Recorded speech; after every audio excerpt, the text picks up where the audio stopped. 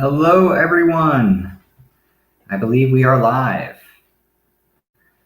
So, welcome to the new platform for Ask a Navigator. Thanks so much to Jericho, Carla, and everyone for getting this started. It looks all fancy. I mean, look at the header. Look at the subheader. As many of you have known who tuned in before, Ask a Navigator is a web series that we host usually every Thursday night around 6 p.m. My name is Ian. I use he, him pronouns, and I'm the trans navigator at Southwest Center. Fun fact about Southwest Center. Oh, it's mirrored. Okay. See you in the corner. Southwest Center. We are an LGBT health center and an AIDS service organization here in Phoenix, Arizona. We offer a suite of services available to you, and during these difficult time in COVID, we stepped up our game and we offer everything we can via telemedicine, testing, behavioral health, therapy, you name it. So as COVID cases continue to rise in Arizona, we are meeting your needs as much as we can on a virtual platform, whether that be with these little Ask a Navigator sessions where you can tune in and ask your questions, with our group interventions that you can come in with a whole bunch of other people on video chat and learn about healthy relationships, the basics of HIV, HIV 101, AIDS on the Basics. Our T Phoenix group, which is our group for young MSMs of color, has launched a new podcast called The Royal T, and all of our other services, including primary care, which includes hormone replacement therapy for those trans folks out there, and our therapy services, which includes letter writing for trans folks out there, have moved to teleservices, so teleappointments for both wellness and therapy. Recently, we also launched our teletesting program, where we will send an HIV test to your door and we will walk with you step by step through doing that test and the results. If they come back positive, we connect you to resources. If they come back negative, we connect you to resources, because that's what we do. Tonight, we have something new. Instead of just looking at me for an hour, we have a guest, Mars. Mars will introduce itself by its pronouns later. So, oh, there you are. Hi, how are you doing? Good. It's so nice not to be the only one here. Well, I very much appreciate you having me on the show today. So I'm going to let you take over because I've been talking for weeks now. What are we going to talk about? So you and I had discussed a little bit of wanting to talk about being non-binary. So for people who are tuning into the show who don't know me yet, my name is Mars. My pronouns are it, they, he in that preferential order. And I actually lead the Nice Package initiative at Southwest Center. So if you need condoms, please come to our website, www.nicepackage.org. We actually have 17 different condoms available and 10 variety packs. So you have a lot of options. And thank you, Jericho, for throwing up that link in the doobly-doo. So yeah, non-binary identities. I've been wanting to talk about this for a while, but I did not want to do it myself because I am not non-binary. I am very much in the binary, and I don't think it's my place to speak for non-binary persons as a binary person. During the show, that's one of the things I've always appreciated about you is you are very aware of what you can and cannot speak to, and I love that. I try. It was a lot of trial and error. For those of you watching out there, Mars and I have been friends for, oh my God, it's years now. It's been years. It's been actual years. We're on the 2 years. So when I met Mars, I had reached a level of maturity that I did not always have. And then I met Mars and I thought I had my shit together. Sorry for the little ones out there. And then I realized that there's a whole nother world of respect and responsibility. And I'm so grateful to you for getting me to constructively think about how I occupy this world every single day.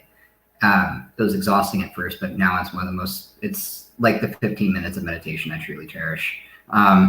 Because I'm more aware of how I interact with the world and my influence on it. Just as a heads up, Mars and I may be talking with each other, but we still are taking questions. So feel free to question, comment, and we'll take a look at them. And I believe that I think Jericho, we have our first one. I we see. do? I see a question of what does non-binary actually mean? Sorry, we're trying a new platform, so we're looking at different sets of comments all at the same time. So non-binary refers to, in genders, people typically speak about two genders. They usually talk about male and female. And yeah, they usually put them on opposite ends of the spectrum. But non-binary actually refers to the idea that it's not from one side to another, but it's a whole color wheel and universe of possible genders. So this could mean a person identifies by multiple genders at the same time. So you might hear words like demi-boy, demi-girl. So they're, kind of boy, but not entirely. They might identify as boy and something. You will also hear people use phrases like genderqueer, which really kind of just refers to anything under the umbrella that we haven't come up with words for, which tends to be where I identify. I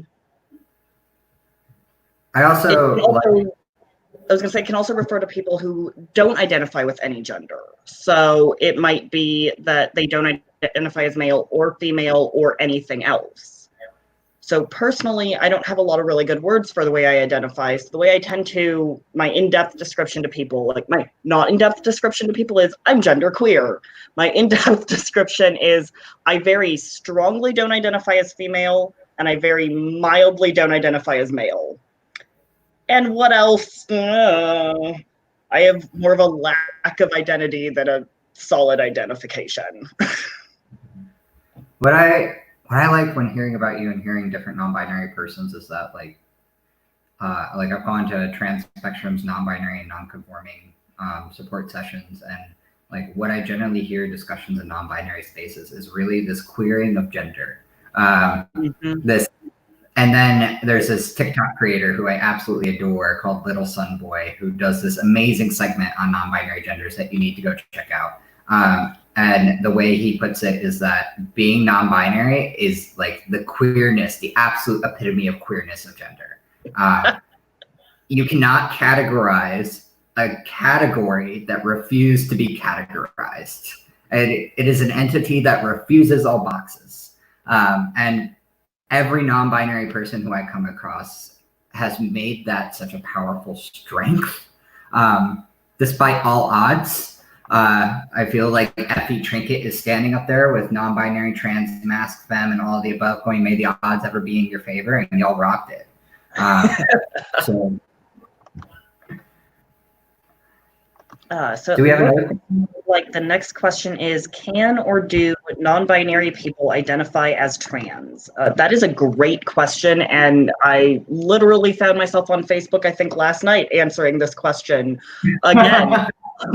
And we get asked this a lot, so I actually really love that this came up. Sorry, if I look like I'm tipping over, my chair at home is a bouncy ball. And it just means I don't have both feet solidly on the floor at the moment. That's why your pulse is better than mine.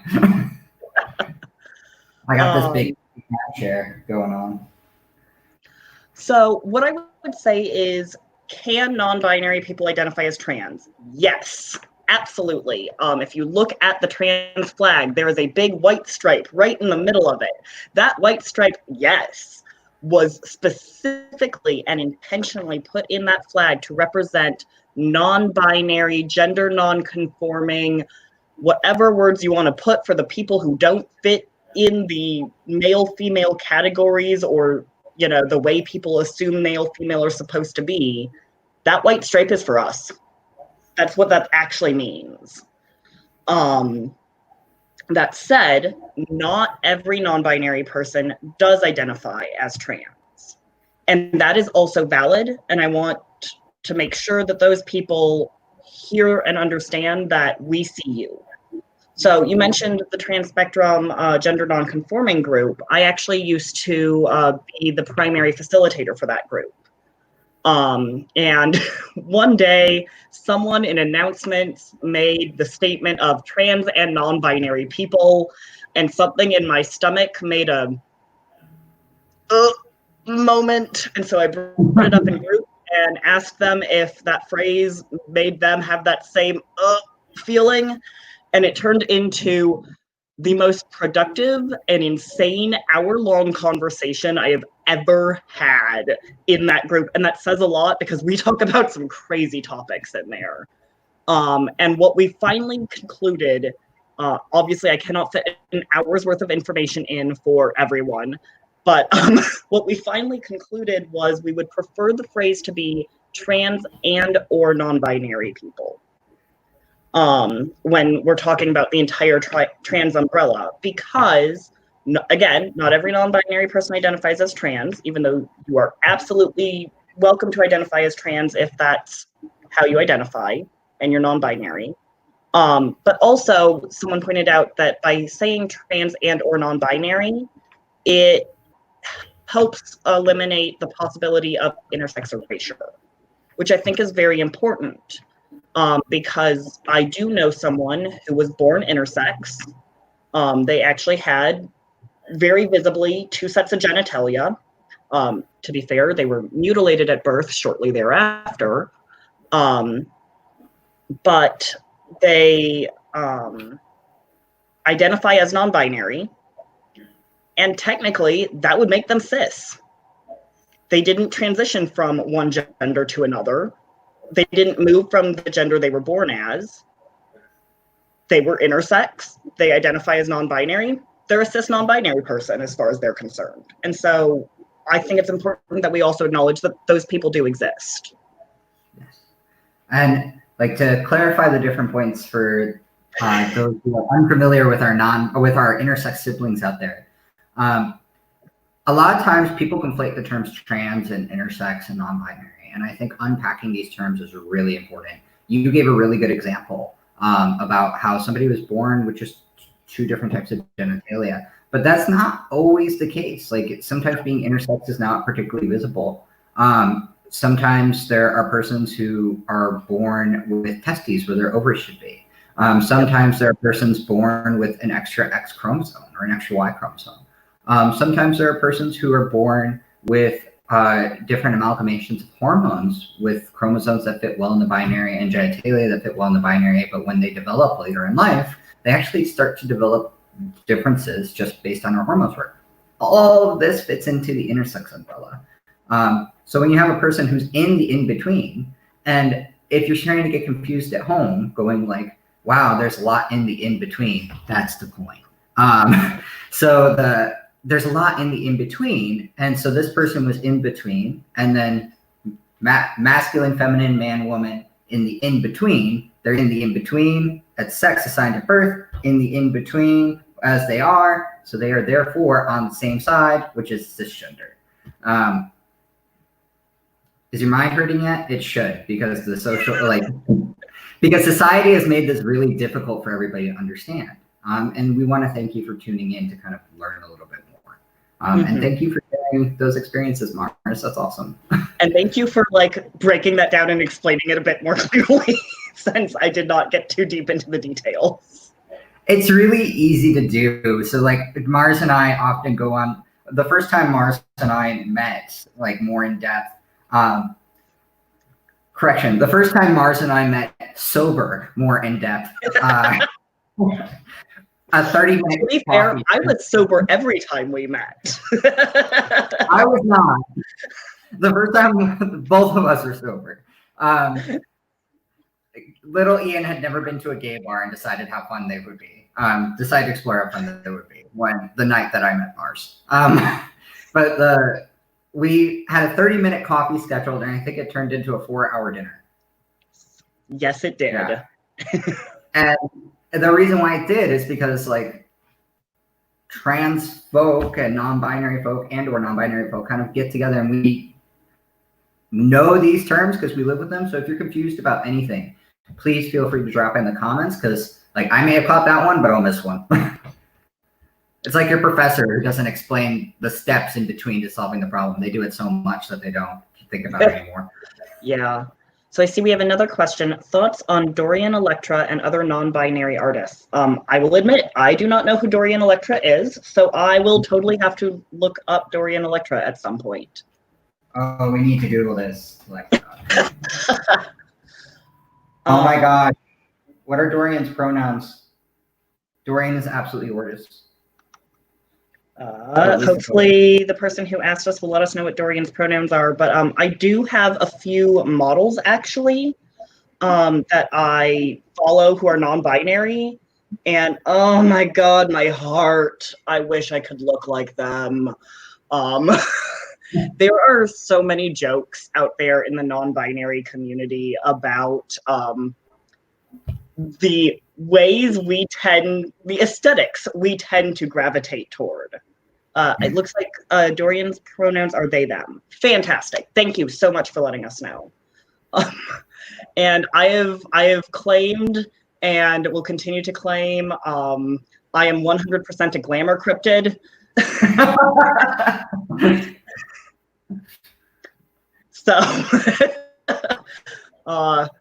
my aesthetic is a little bit weird sometimes. But that's so, like, when I see non-binary persons, no matter the expression, pronoun, or however they, he, she, z, aughts identifies, or what pronouns they use. Like, you are non-binary, you don't identify as non-binary. That's new when I'm trying to learn.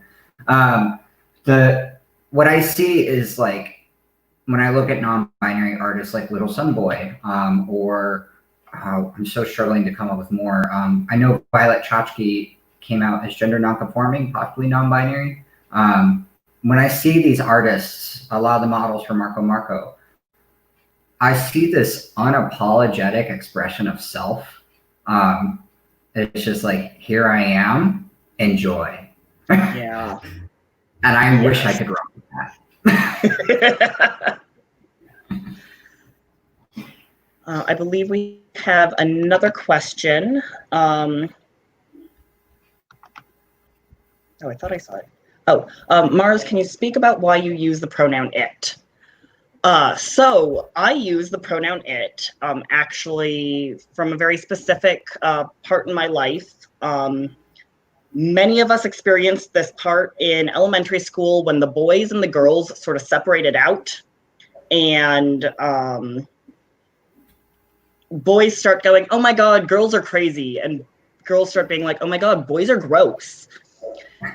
And both the boys and the girls would come to me and be like, Mars, what do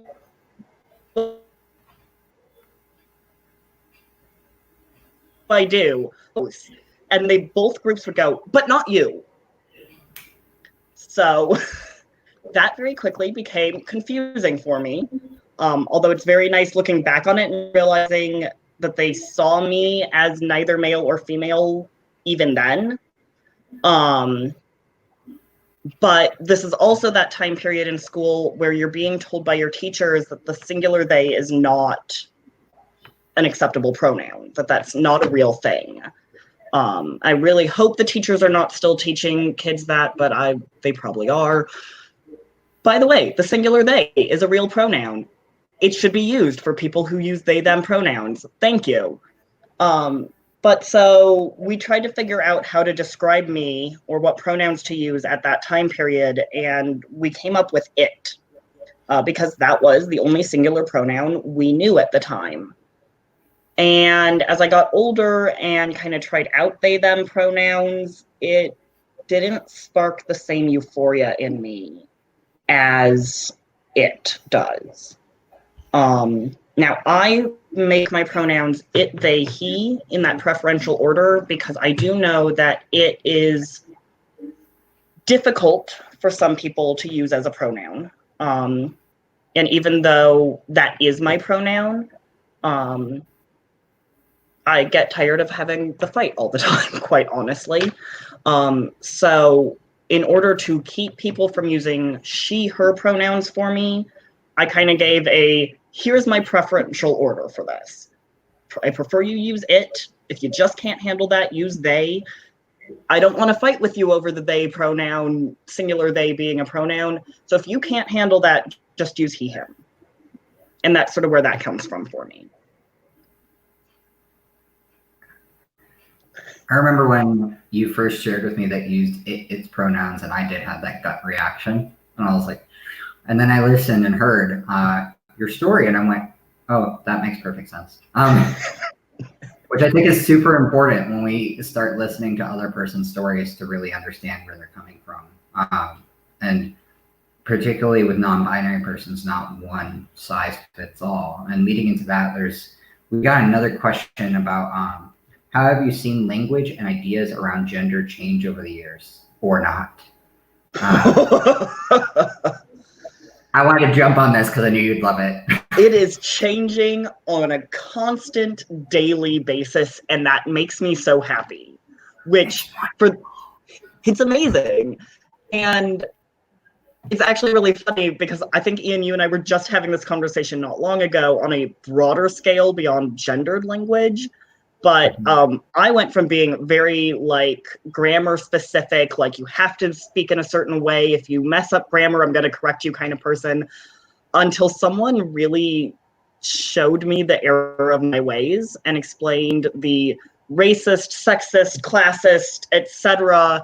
undertones to that sort of language policing.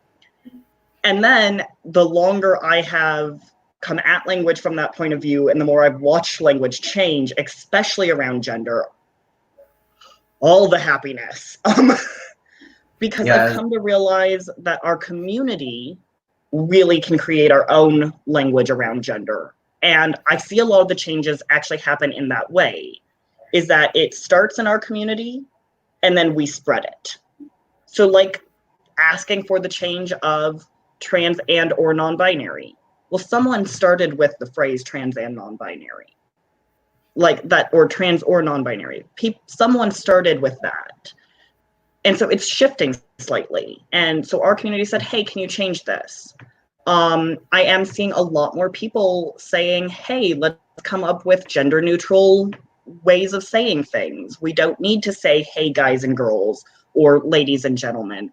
My Facebook feed is constantly filled with beautiful expressions of different ways that we can address a group of people without having to gender the language. And I love it.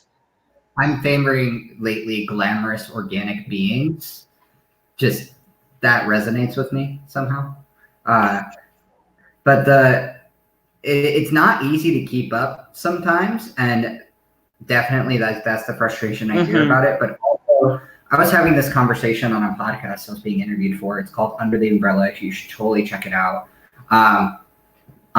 Simply because one, Mars and I were on it, but also two, Angel is just absolutely amazing, like glamorous organic being that needs to be like spread on the internet. So for when we're thinking about language and construction and things like that, I think you hit the nail on the head, is that there's a lot of undertones of authority and power.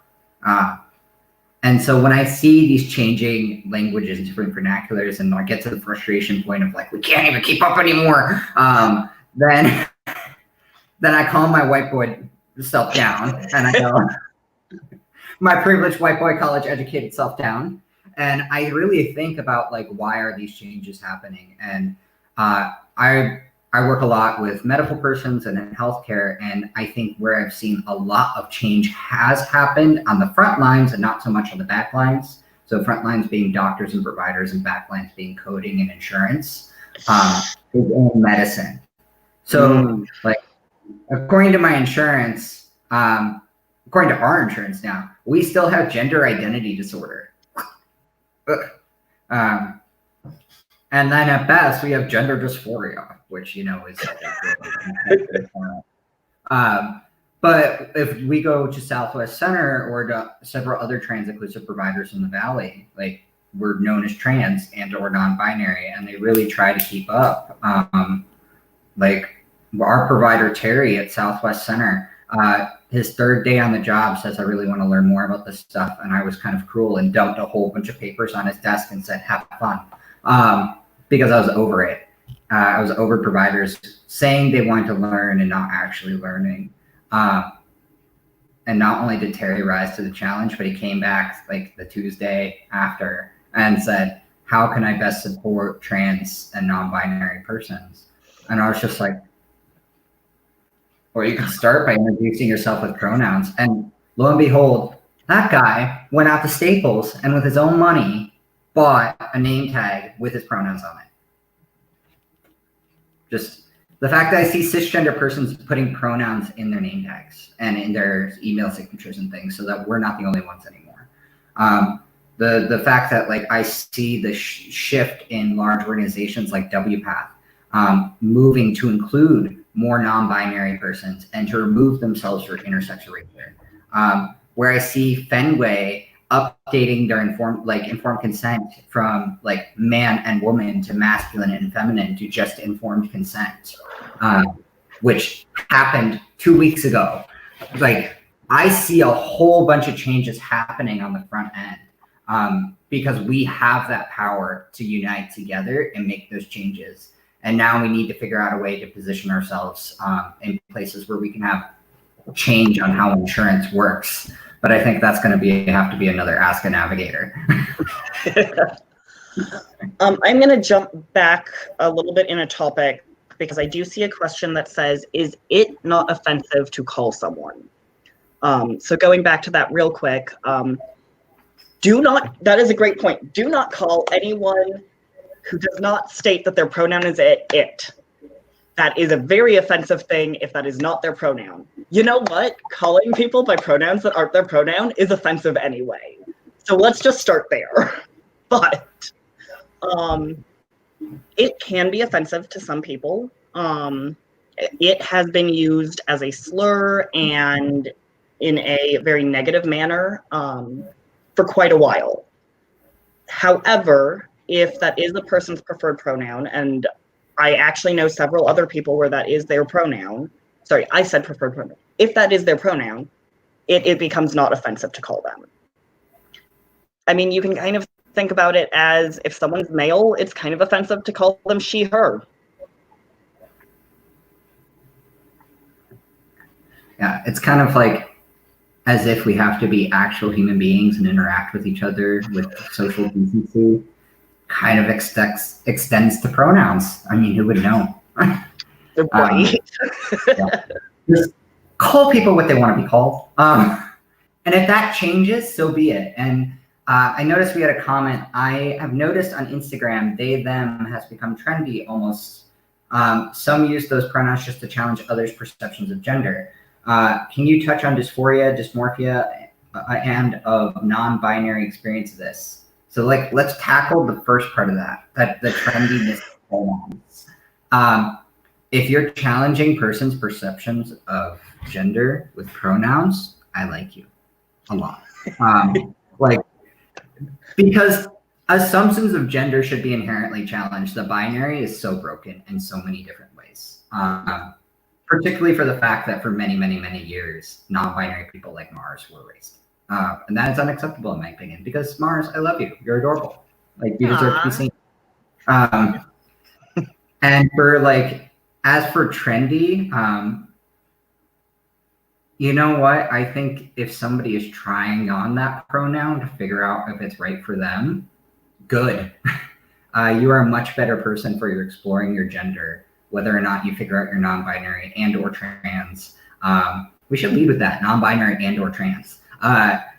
So if you figure out you're non-binary and or trans, great. You figure out they, them work for you, great. You figure out he, him work for you, great.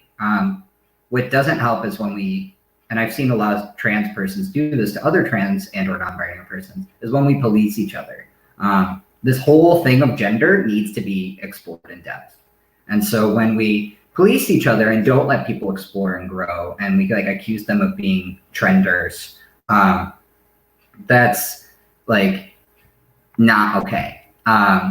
So I'm glad for the person who brought up that comment, because you let me get on my little soapbox a bit.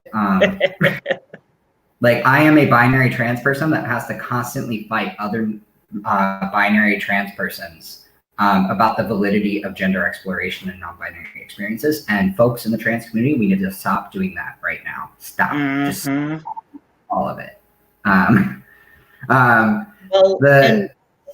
Well, I want to add to that by policing each other, we don't just hurt non-binary people, we hurt people who fit within the binary too.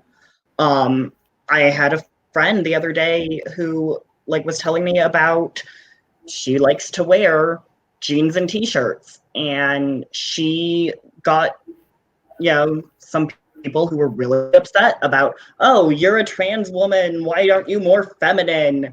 And it's like, no, that's not how we play this. Cis women get to wear t-shirts and jeans, trans women get to wear t-shirts and jeans. We're not policing clothing here.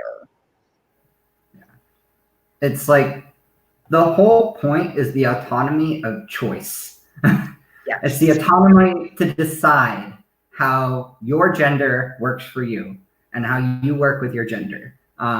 If we're coming at each other, we're not making each other stronger. Agreed. And on that point too, continuing on, you can speak more to this, but non-binary experiences of dysphoria and dysmorphia. So I would argue that dysphoria is not required to be trans and or non-binary at all. Agreed. You agree? And how do you perceive the experience of dysphoria as a non-binary person? Do you experience dysphoria? And how have you seen kind of the varying levels of that compared to the binary narrative of dysphoria and trans folk? Before I touch on dysphoria, I actually want to touch on, if dysphoria doesn't make you trans, what does? And I would say euphoria makes you trans. So I have never known a cis person to go, wow, I love it when people call me he, him. They don't think about it. It's just not a thought process. So what I would say is, what makes you trans is if you experience some form of gender euphoria. This might be when people call you by certain pronouns. This might be when you dress in a certain way, when you look in a certain way. It might have to do with your body. It might have to do with how you socialize. There's so many aspects to it, but what matters is the thing that makes you go, oh my God, I feel alive and whole and happy, and this makes me feel my gender. That's gender euphoria. You got it. If you experience that, especially if it does not correspond to the gender that you were assigned at birth, then you're trans. There you go. Welcome to the club. We have t-shirts. Quite literally. We have t-shirts, but we don't all have dysphoria. And I think too, so I'm the nerd who went back and did all the research, and we've had discussions about this, about where terms came from, dysphoria and things like that. And but largely they were popularized by medical institutions. And we love our doctors. Our doctors today are doing way better. I'm talking about the people in the 1950s and 60s. So let's get that clear. When those persons were working with trans individuals, usually in university systems, there was a lot of gatekeeping. And by that I mean there was a lot of demonstrating over and over and over again that you were trans and you deserved to transition. And you had to fit into these very specific boxes. And often those boxes were based in a disease model, a medical model here, where you had to check those boxes in order to get access to transition. So you had to show doctors and therapists and a whole bunch of other professionals that you were in enough distress to warrant care. I don't know about you, but I personally don't think that somebody should be an absolute, you to general. I know, Mars, you agree with me. That I don't know about everybody out there, but I don't think you need to be in such utter and complete and non functioning distress to get access to transition care. That's me. I think that trans persons are persons. They're normal human. We're normal human variation. We have different medical needs, and we should be met with compassion every step of the way. But But that was all these doctors could understand, that this was something bad, dysphoria, that we had to fix with hormones. But that is not the trans and or non-binary experience. The experience is that we are different and we are beautiful and we have different medical needs and we should be celebrated. Kind of like when somebody becomes pregnant. So when an individual becomes pregnant, who has the capacity to become pregnant, notice I did not say women. We celebrate that. We meet that with like, oh my God, you're creating this wonderful new change in your world. Here's some care for this. Here's some preventive care. Let's give you some information. Let's do this. And we don't put up these barriers like, well, like, have you really thought about this? No, they're already pregnant. They're already going to get care. Yeah. So we need to meet trans persons with that same level of joy, and that, like, you do not need to be feeling horrible to transition. So when I see trans persons say that to other trans persons, y'all do know that you are appropriating a medical model that has kept us disenfranchised for decades, right? You are not on the right side of history. So do your research, look at your history, and remove yourself from that bias, and join your non-binary siblings and making some awesome things happen for our community. I want to get back to the thing about dysphoria for non-binary people. I would say that, and this is actually probably true, honestly, for many binary trans individuals, but I would say that it's a very wide range across the amount of dysphoria non-binary people may have.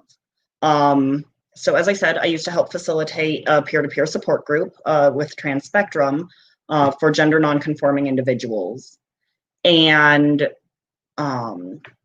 one of the things I noticed that would often happen is that a lot of us either had, well, we had some people who had a lot of gender dysphoria, a lot of people who had no gender dysphoria, and a sort of trickling in between.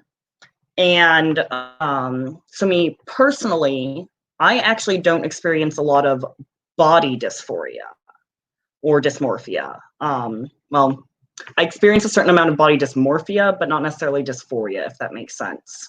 In that the difference here being, I look at my body and feel like it should be different, but it doesn't upset me so much that like it causes a problem for me most of the time. What I actually experience is a lot of social dysphoria. And so I have a great desire to be treated in certain ways that correspond to my gender. And I am less concerned about the way I look in concerning my gender.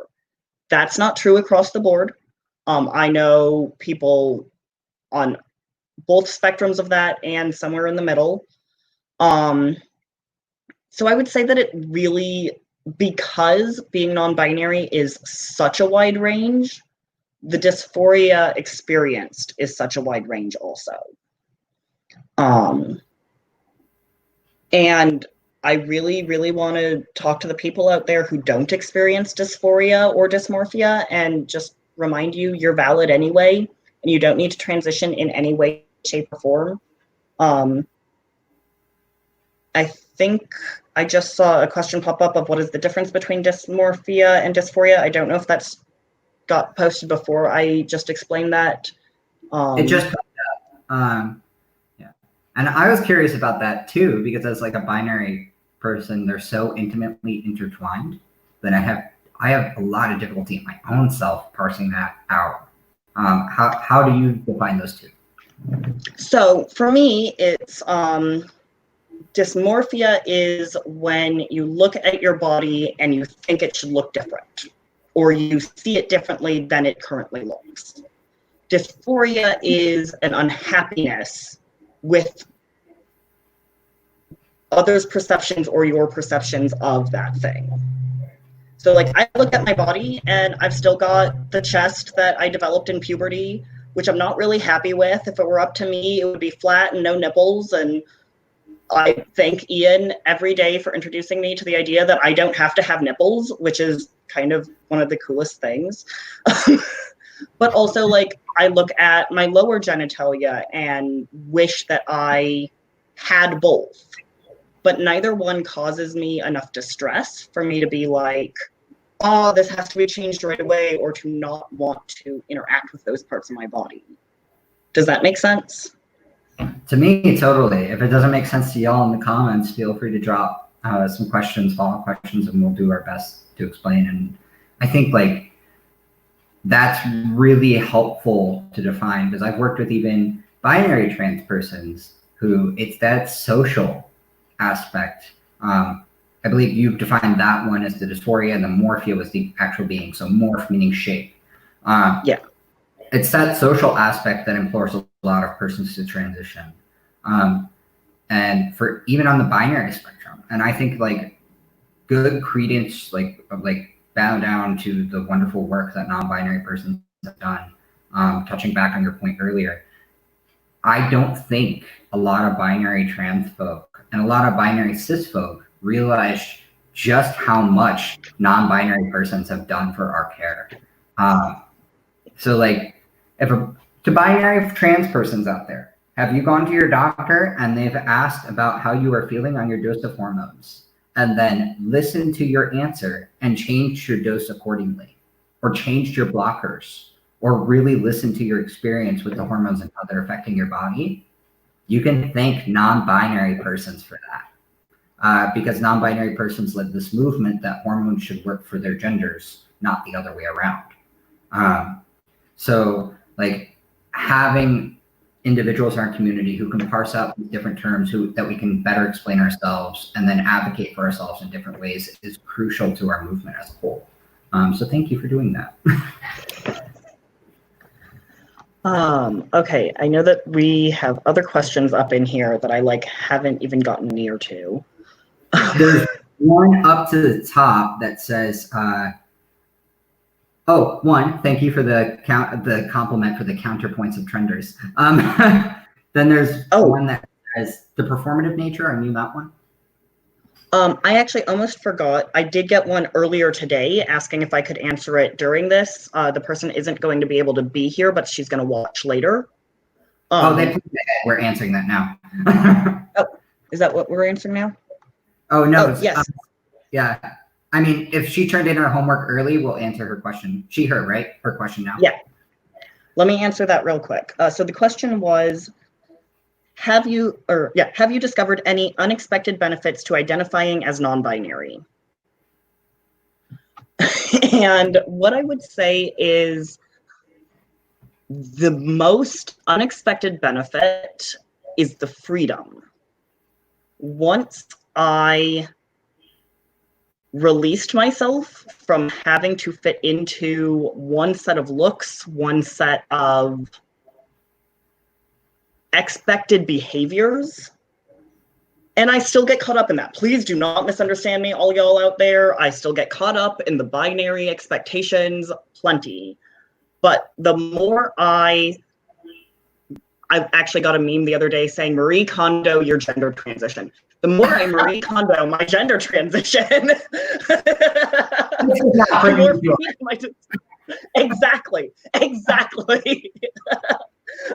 I'm just going to put this here. Yeah.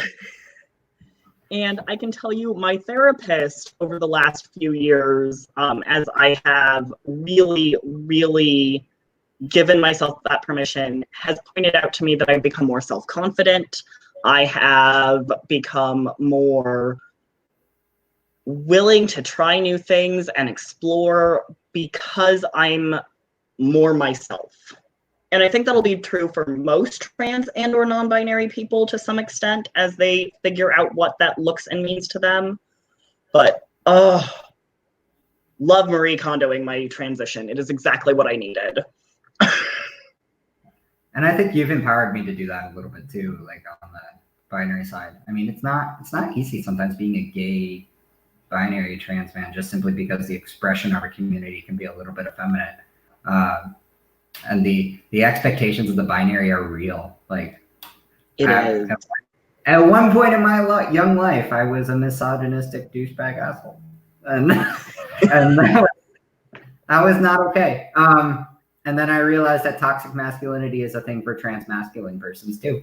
And I hear that from my trans masculine friends. Yeah, and this does not bring me joy is the exact way to do it. It also does not bring other people joy. Yeah.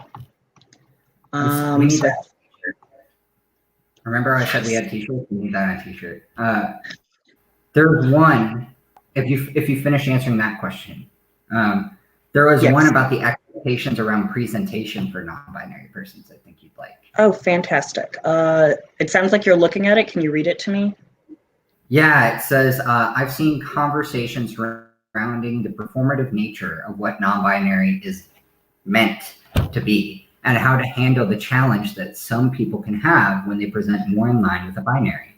Can you touch on that conversation? Oh, yes, I can, because I went from presenting very binary femme to fairly binary masculine most of the time.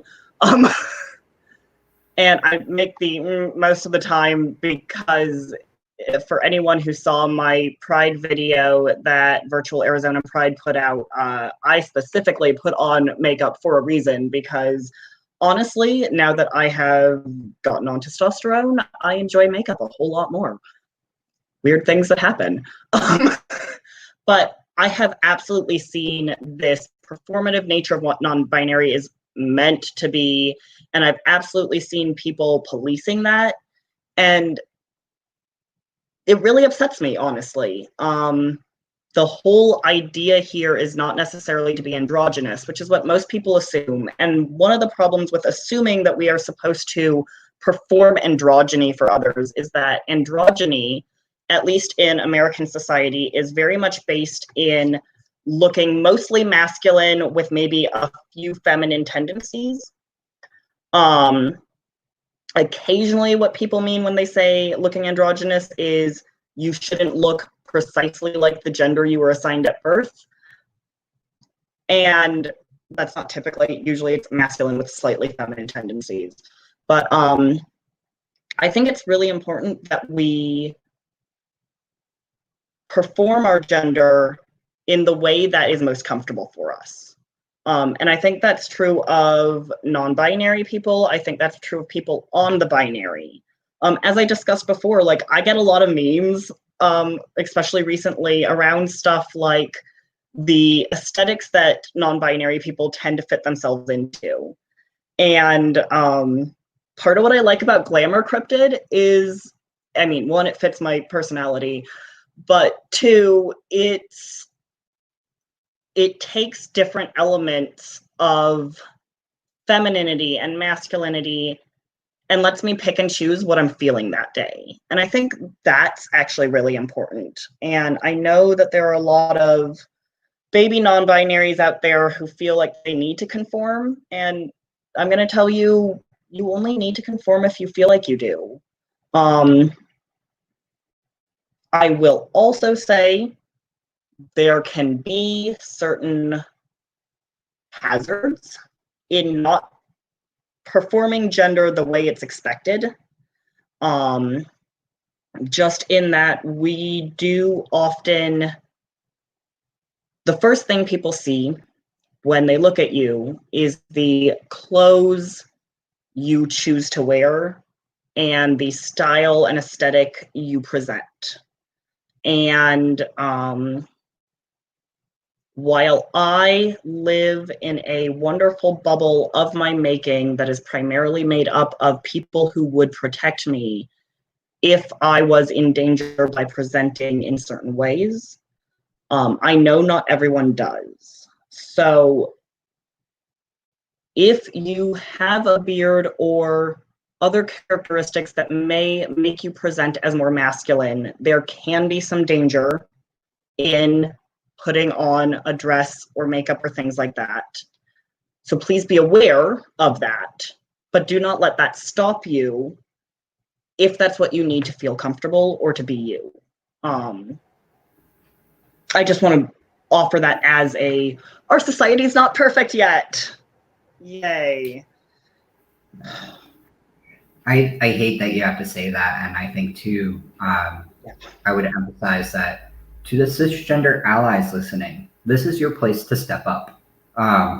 So if you see a little NB or somebody who does not fit cis heterotypical gender norms, being picked out, being bullied, being isolated, like go to what's it called, a bystander training and how to intervene.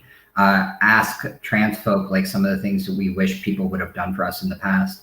When I was first transitioning, I occupied this very gray space where I was like this side of androgyny for almost a year, simply because I'm a very late bloomer on both puberties, and so that was one of the most dangerous spaces to occupy. And I think my only saving grace mentally was that I was going to quickly leave it.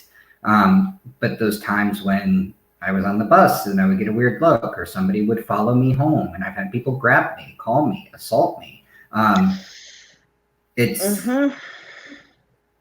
most of the time people didn't stand up, but I've had times where persons stand up and they don't do it like guns a-blazing, by which I mean guns. But they did it in ways that were very powerful. I had like this little like old femme presenting person who I assume was a binary cis woman, one time just stare, like devil stare at somebody who was making fun of me, until he felt so awkward by this 90-year-old woman staring at him that he was compelled to leave. And literally walked up the block. Like he couldn't even just go outside. He had to leave. So it's like you can stand up for somebody who's different without doing much other than staring. And there are a whole bunch of other techniques and plenty of resources out there for you to make our existence, like not just accept, like we're a little bit away from acceptance, but to make our existence able to be seen in the first place. To make it so that non-binary persons can be out in the world as their genuine selves without fear of horrible things happening. So step up. I also, because I was rereading the question, and I want to add to my answer just a little bit that I want to remind people that non-binary people who present in a way that may be more traditionally in line with the gender they are assigned at birth are still non-binary. That presentation is still perfectly valid. If that's how they feel comfortable, awesome. Good for them. Guess what? They're still non-binary. And they should not be given anything like any kind of grievances for deciding to present the way they do. It's kind of a non-categorized gender. Right. You get to be unapologetically who you are, no matter by anybody's rules. It's kind of like I would equivalent, and maybe you would agree, to cis women who say that they want to be mothers and homemakers. If you are booing that person, you are not a feminist. So if you are booing the non-binary person who is presenting in a way that aligns with what they were assigned at birth and calling them invalid, you are not a trans ally. You are not a non-binary ally. Stick and/or in between. So I know we have only a few minutes left. I see a really important question in here, actually. She says, I'm sorry if you've answered this already, but does non-binary dictate my sexual preferences? No, it does not. And I saw a similar one a little bit further down that says, how do we identify or apply sexuality labels when lensing it through through the trans perspective? Specifically Good when question. talking about non-binary people. I'd say, like, I don't know about you, but a lot of my clients who are non-binary have told me they either invent a term that works for them, or they find a term that works for them, or they appropriate a term in a way that works for them. Like, I've heard a lot of non-binary persons who use heteroflexible, and I've heard a lot of persons who use just queer. What do you think to that, Mars? Like the sculpting of language to fit you?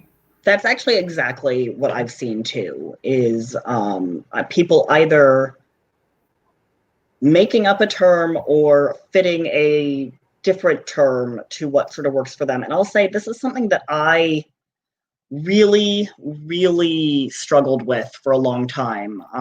And it's part of why I just identify as queer, because I find it way too hard to say I mean, first of all, I love people. I like people regardless of gender. So, but I know that for a long time, people were saying that you couldn't be bi and like trans and or non-binary people. I'm going to say that is completely not correct. And I just want to remind people that bi just means that you like more than one gender and may have a preference between them. That's it. I think my favorite way someone put that to me when I was, because, hey, I was ignorant once. I was like, but I thought bi just meant two. They were like, yes, I like people like me and people not like me. And I went, well, shoot. Accurate. Stealing that.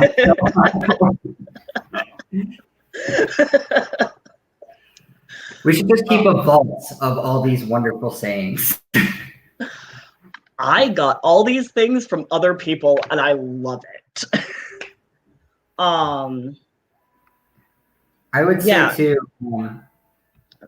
I broke up a little bit because my connection was a little unstable. Did you touch a little bit on behavior at all? I did not. So if you would like to, please do.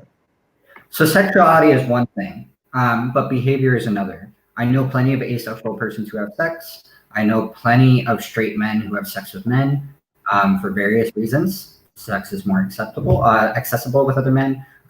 Gay porn pays more than straight porn. So like there are a lot partner transitioned.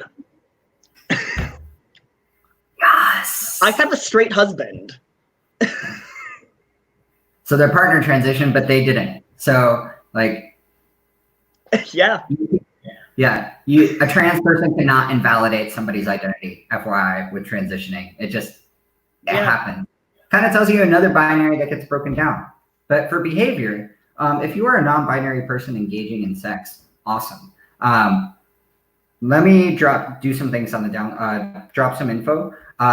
If you are a non-binary person engaging in sex and you don't have words or terms for how you do it or who you do it with, I really want you to think about how you can empower yourself with different terms and words so that you can communicate to your doctor, to your tester, to persons who are helping you with your sexual health.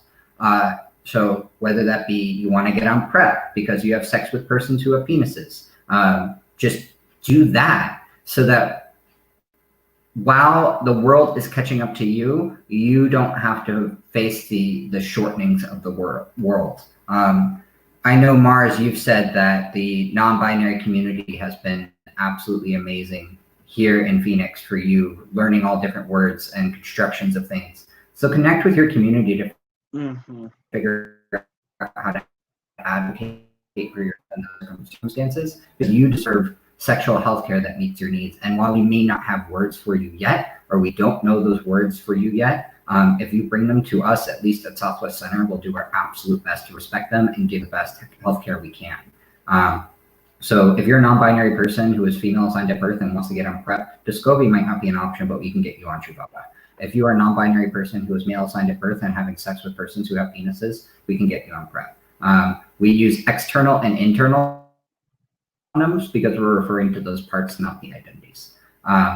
So like, I know it can seems like this big amorphous thing that's super binary when it comes to sexual health.